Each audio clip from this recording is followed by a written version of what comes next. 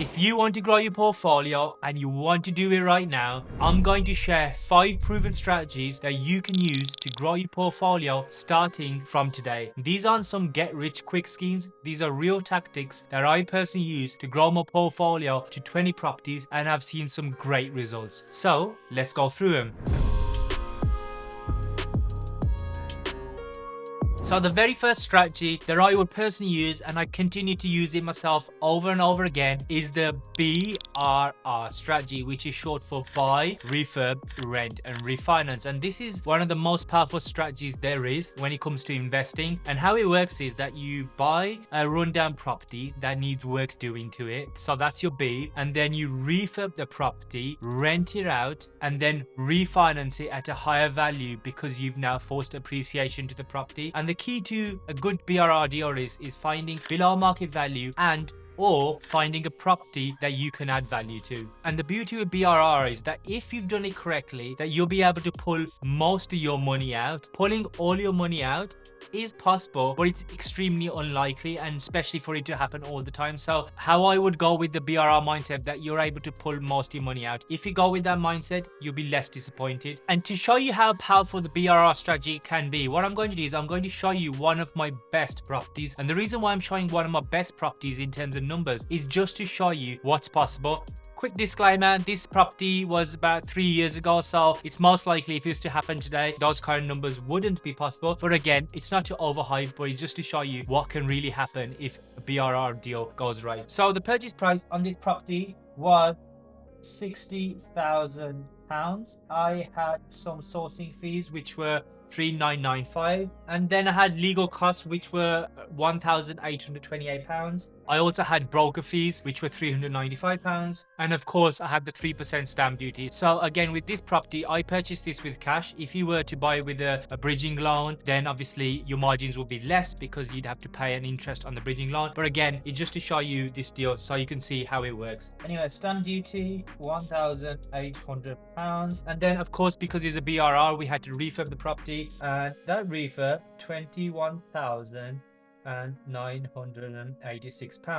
So technically my all-in costs, so your purchase price, the 25% deposit, broker fees, refurb, all in, my costs were £90,000. Anyways, so after a few months, because we had refurbed the property, we had added value and forced the appreciation of it. The new value of the property when I went to refinance it was £115,000. So I went to another lender and got it revalued at £115,000. I got a 75% loan to value on that property, and then 75% of that 115 works out to £86,250. So if you look now, guys, if you deduct my £90,000 of which were my all-in costs from the £86,250, what you've got left is a balance of £3,750. So all in all, the only money I have left in that property, in this particular property after the BRR, was £3,750. Now imagine saying that you've got a property which has technically only cost you £3,750, and that's why BRR is so powerful, because obviously you won't be able to get this kind of deal on each property, but even if you're leaving in anything between £10,000 to £15,000, which is what I do on average, your money goes so much further. Rather than having to keep finding big chunks of deposit, 25% each time, what you're doing with BRR is you're effectively maximizing getting more value for your money. And that's how all these investors do. Most investors, this is how they're able to buy multiple properties with the same pot of cash using the BRR strategy. So if you're serious about really growing your portfolio, you have to be doing the BRR strategy. So the beauty with BRR is that yes, you're leaving in less money in the deals, so you're able to reinvest the money that you get back out and grow your portfolio quicker, but also it's very tax efficient. In fact, it's tax free, because when you're selling a property and you're flipping a property, you have to pay capital gains or corporation tax in order to get some money out. But you're able to do the same thing. You're able to pull the money out, but it's tax free because you're technically taking out a loan which is not classed as income, so it's tax free money. So that's why it's so efficient, because you're able to grow your lot quicker because you're not paying tax each time on that property. And honestly, if there's one thing that's helped me grow my portfolio pretty quickly, it's because of the BRR strategy. And I only now do BRR because I've seen how how great it is. We'll get back to the video in a few seconds, but 70% of you watching this video aren't subscribed to my channel. Please do me a favor and hit the subscribe button and buy more properties in the next few months. I'll be sharing everything so you can learn from my mistakes for free. Anyways, back to the video. Now, the second one is maximizing tax efficiency. Let's be honest, no one likes paying tax. I don't, you don't, no one does. But luckily, with the right knowledge and implementation, there are certain ways where you can reduce your tax bill, and reducing your tax bill, meaning paying less taxes, could be the difference between you making money and not making money. And to me, the most obvious strategy in property is opening up a limited company and purchasing all your properties through that rather than your personal name. And the best way to describe this is that at the time of recording this video, I currently have 20 properties, right? If I were a higher rate taxpayer and I purchased all these properties under a personal name, I would be stung with a 40% tax bill, because that's what the rules are, right? The higher rate taxpayers have to pay 40% in tax. But because I own all my properties now under a limited company, that means instead of paying the 40% tax, I now pay corporation tax, which is 19% as long as your profits are less than £250,000. So that's a huge tax saving between 40% and 19%. That's a 21% tax saving. 21% is a lot. So let's just say that I purchased a buy-to-let, and the buy-to-let I was renting out for £950. Okay, and on top of the rent, of course, I would have a mortgage. And let's just say for this example, the mortgage was £600.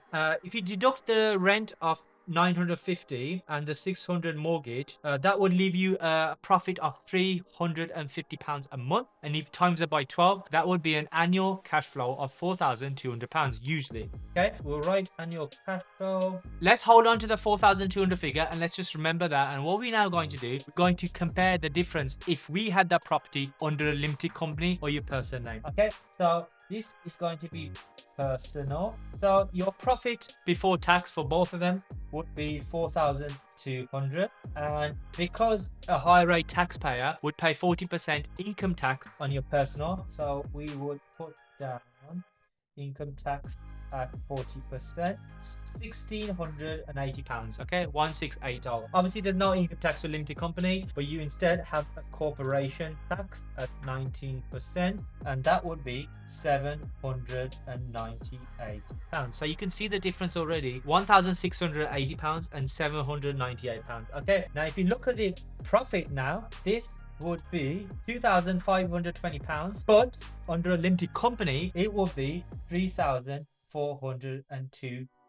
So if you look, there's a difference of £800 per property. So if you think about it, it's the same property, same rent, same everything. The only difference is that one is under a personal name, one is under a limited company, and because of that little difference, one makes £3,402 and the other makes £2,520. So hopefully now you understand that a limited company, in most cases, if you're looking to build a portfolio, if you're already a high rate taxpayer, then it makes sense to open up a limited company. If you're already under the basic rate and you don't plan to, purchase too many properties, only one or two, you haven't got that much ambition to grow a portfolio, you're happy with a couple, then it may make sense for you to just keep it under your personal name. Obviously, guys, before you do anything, just speak to an accountant, because there's many nuances that obviously we can't go through in this video, but hopefully it gives you a bit of an idea of the difference or the importance of choosing your structure correctly to maximize your taxes.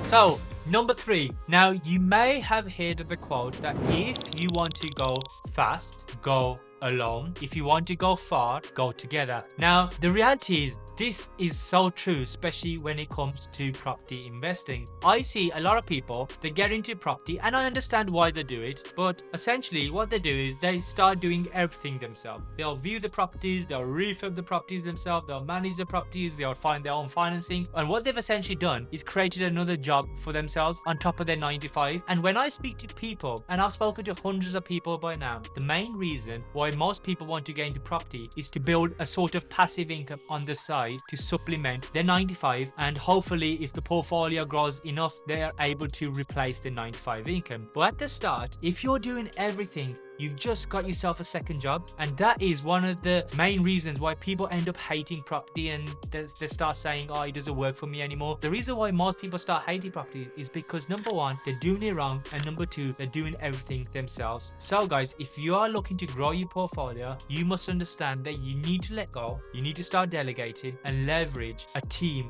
of property experts. So number one is a builder. Okay, when you're starting out, I see a lot of people that get inspired by watching Grand Designs or a few of the property channels or the social media influencers doing, you know, all the DIY. And the reality is that's fine if you want to do it as a hobby. That's fine if you want to do it just one property or two property. But if you want to scale and grow your portfolio, which is what this video is about, then you need to outsource the refurb. It's just not worth your time. Number one is because your time could be used better elsewhere, trying to raise money, trying to find deals, you know, networking, all these income producing activities. That's what you should be focusing on, rather than having to paint the wall, plaster everything. I'm going to tell you now, I have never refurbed any of my properties. In fact, I don't even know how to paint, and it doesn't really matter, because at the end of the day, when you're a property investor, the best way to describe it is that you are the conductor of the orchestra, and your job is to make sure the musicians are playing the music, right? And if you start getting involved in the business yourself, you're never going to be able to grow it. And let's be honest, would you rather not just pay a person who's been doing buildings, refurbs for a long time, and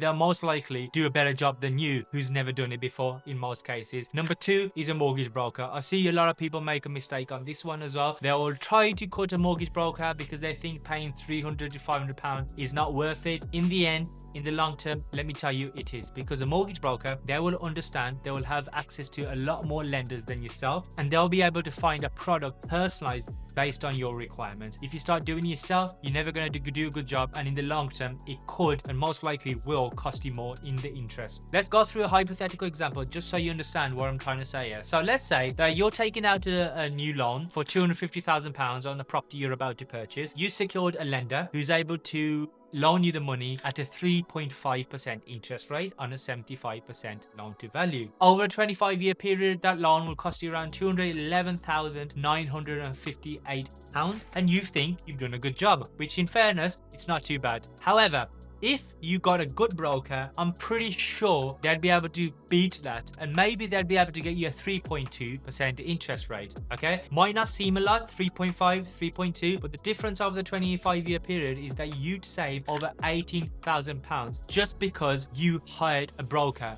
And what does a broker cost? £300, £500. So always think long term. Never think about how much you're going to pay now. Always think how much you are able to make. And another key tip is that if you want to succeed in property investing, rather than thinking of ways to save money, you need to rewire your brain onto how to make money. But for me, the main one is property manager. Now, again, I understand why people say that they don't rather manage the property themselves. 10% sounds like a lot, and also they learn the ins and outs of how to manage a property, how to manage tenants. But the reality is, again, if you want that passive income, it no longer becomes passive if you're managing it. And yeah, I understand the 10% one, but a good property manager does a lot of things. They'll be able to tenant find, they'll be able to reference properly, they'll be able to basically sidestep any unknowns that you probably may not know about or have. And this is also another thing, that there are so many rules and regulations now that you trying to do it or trying to learn all of them and stay up to date all the time is just not worth your time, guys. Rather than trying to save that 10%, I would rather you start focusing on deals, raising money, start creating content, all these things that are going to make you money in the long term.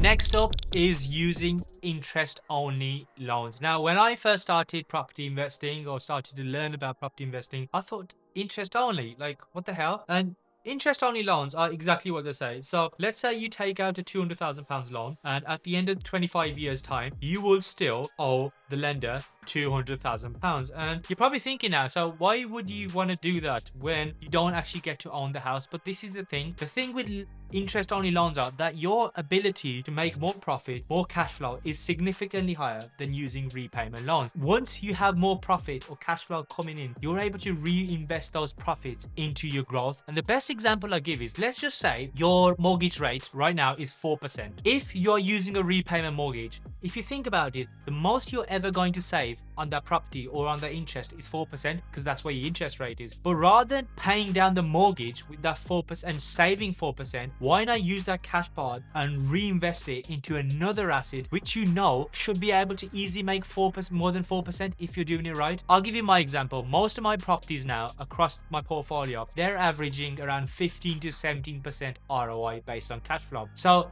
to me, it's a no-brainer. I'm like, why am I going to pay off a mortgage and only save 4% when I can use that cash part and make 15 to 17%? And this is pretty much what all the wealthy people do. They are leveraging good debt wisely to grow their own portfolio. And I always get this question as well. So I understand the whole concept behind interest-only mortgages. But what happens at the end of the long term? Like, you know, because you still owe £200,000. Good question. So let's answer it. So there's a few options. The first option is the most obvious one, is that after 25 years time, your property would have gone up in value significantly. So you could use the profits to pay off the mortgage, not only pay off the mortgage, but make yourself a small fortune in the process. That's one thing. Second thing is you could just keep refinancing it and basically taking out a new loan, and obviously that only works up to a certain age where then lenders become a bit stricter, but that's also an option. And another thing that people don't remember is that originally the whole point of using interest only loans are because you're getting more cash flow. Imagine how much cash flow you would have saved from those 25 years of just one property, hopefully enough to pay a huge portion of that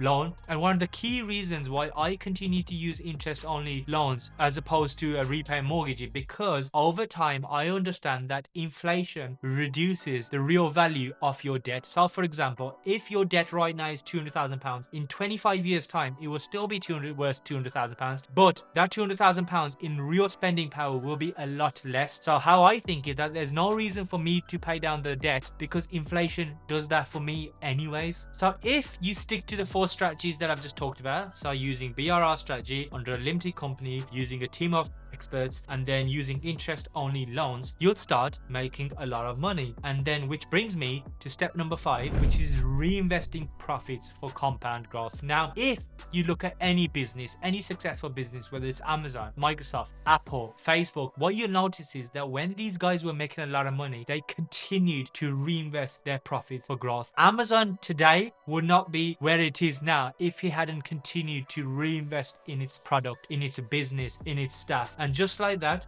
property investing should be no different. I understand there will come a time where you do need that money that you're generating from your property to continue to live the life that you want. And at the end of the day, there's an Alex Hormozi quote that has always stuck with me, which is, the longer the runway, the bigger the plane takes off. And this is no different, that if you keep reinvesting your profits, because the reality is most money that you get is from the compound growth. Okay, you're not going to make the money in year 1, year 2, year 5. It's going to be eventually in 7, 8, 9, 10 years time, which is where most of your wealth comes from. And if you continue to reinvest it, you're going to create a machine, and I promise you, you'll be able to grow your portfolio. If you've enjoyed watching this video, what I'm going to do, I'm going to pull up a video called How I Bought 4 Properties for £66,000. It explains BRR in a lot more detail. Go watch that video after this one, and I'll see you soon.